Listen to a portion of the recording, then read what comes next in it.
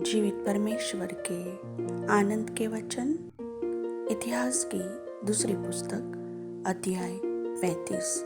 और योशिया ने यरूशलेम में प्रभु के लिए फसह पर्व माना और पहले महीने के 14वें दिन को फसह का पशु बलि किया गया। और उसने याजकों को अपने अपने काम में ठहराया और प्रभु के भवन में की सेवा करने को उनका हियाव बंधाया। फिर लेवीय जो सब इज़राइलियों को सिखाते और प्रभु के लिए पवित्र ठहरे थे, उनसे उसने कहा, तुम पवित्र संदूक को उस भवन में रखो जो दाऊद के पुत्र इज़राइल के राजा सुलेमान ने बनवाया था। अब तुमको कंधों पर बोझ उठाना न होगा। अब अपने प्रभु परमेश्वर की और उसकी प्रजा इज़राइल की सेवा करो। और इज़राइल के राजा दाऊद और उसके पुत्र सुलेमान दोनों की लिखी हुई विधियों के अनुसार अपने अपने पितरों के अनुसार अपने अपने दल में तैयार रहो। और तुम्हारे भाई लोगों के पितरों के घरानों के भागों के अनुसार पवित्र स्थान में खड़े रहो, अर्थात उनके एक भाग के लिए लेवियों के एक एक पितर के घराने का एक भाग हो। और फसह के पशुओं को बलि करो और अपने अपने को पवित्र करके अपने भाइयों के लिए तैयारी करो कि वे प्रभु के उस वचन के अनुसार कर सके जो उसने मूसा के द्वारा कहा था। फिर योशिया ने सब लोगों को जो वहाँ उपस्थित थे 30,000 भेड़ों और बकरियों के बच्चे और 3,000 बैल दिए थे। ये सब फसह के बलिदानों के लिए राजा की संपत्ति में से दिए गए थे। और उसके हाकिमों ने प्रजा के लोगों, याजकों और लेवियों की स्वेच्छा बलियों के लिए पशु दिए। और हिल्किय्याह, जकरिया और यहीएल नामक परमेश्वर के भवन के प्रधानों ने याजकों को 2,600 भेड़ बकरियां और 300 बैल फसह के बलिदानों के लिए दिए।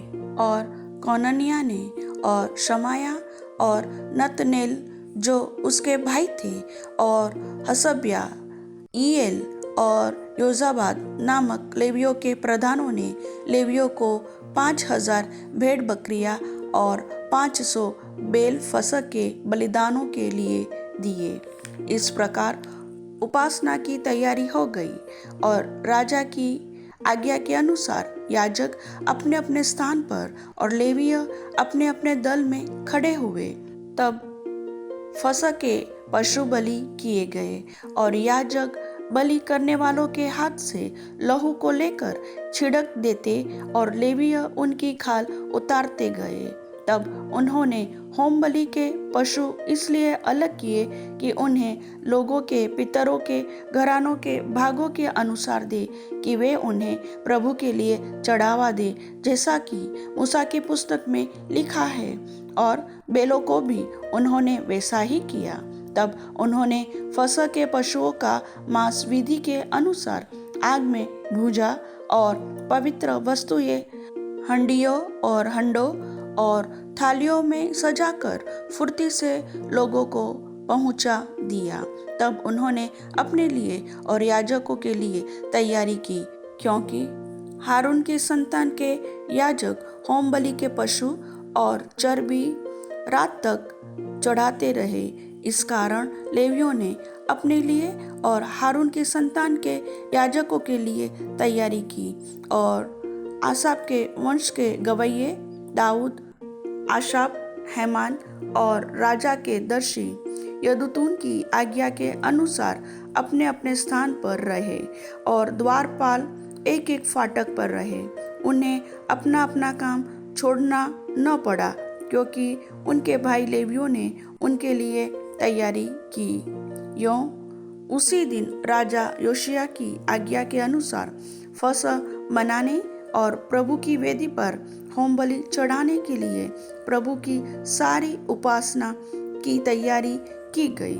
जो इज़राइली वहाँ उपस्थित थे उन्होंने फसह को उसी समय और अखमीरी रोटी के पर्व को 7 दिन तक माना। इस फसह के बराबर शमूएल नबी के दिनों से इज़राइल में कोई फसह मनाया न गया था और न इज़राइल के किसी राजा ने ऐसा मनाया जैसा योशिय्याह और याजकों, लेवियों और जितने यहूदी और इज़राइली उपस्थित थे उन्होंने और यरूशलेम के निवासियों ने मनाया। यह फसह योशिय्याह के राज्य के 18वें वर्ष में मनाया गया। इसके बाद जब योशिय्याह भवन को तैयार कर चुका तब मिस्र के राजा नको ने परात के पास के कर्कमिश नगर से लड़ने को चढ़ाई की और योशिय्याह उसका सामना करने को गया, परंतु उसने उसके पास दूतों से कहला भेजा कि हे यहूदा के राजा, मेरा तुझसे क्या काम? आज मैं तुझ पर नहीं उसी कुल पर चढ़ाई कर रहा हूँ जिसके साथ मैं युद्ध करता हूँ। फिर परमेश्वर ने मुझसे फुर्ती करने को कहा है, इसलिए परमेश्वर जो मेरे संग है उससे अलग रह, कहीं ऐसा न हो कि वह तुझे नाश करे। परंतु योशिय्याह ने उससे मुंह न मोड़ा, वरन उससे लड़ने के लिए भेष बदला और नको के उन वचनों को न माना जो उसने परमेश्वर की ओर से कहे थे और मगिद्दो की तराई में उससे युद्ध करने को गया। तब धनुर्धारियों ने राजा योशिय्याह की ओर तीर छोड़े और राजा ने अपने सेवकों से कहा, मैं तो बहुत घायल हुआ, इसलिए मुझे यहाँ से ले जाओ। तब उसके सेवकों ने उसको रथ पर से उतारकर उसके दूसरे रथ पर चढ़ाया और यरूशलेम ले गए और वह मर गया और उसके पुरखाओं के कब्रिस्तान में उसको मिट्टी दी गई। और यहूदियों और यरूशलेमियों ने योशिय्याह के लिए विलाप किया और यिर्मयाह ने योशिय्याह के लिए विलाप का गीत बनाया और सब गाने वाले और गाने वालियाँ अपने विलाप के गीतों में योशिय्याह की चर्चा आज तक करती है और इनका गाना इज़राइल में एक विधि के तुल्य ठहराया गया और ये बातें विलाप गीतों में लिखी हुई है। योशिय्याह के और काम और भक्ति के जो काम उसने उसी के अनुसार किए जो प्रभु की व्यवस्था में लिखा हुआ है और आदि से अंत तक उसके सब काम इज़राइल और यहूदा के राजाओं के इतिहास की पुस्तक में लिखे हुए हैं। प्रभु वचन के सुनने वाले सभी भाई बहनों को आशीष दे। आमीन।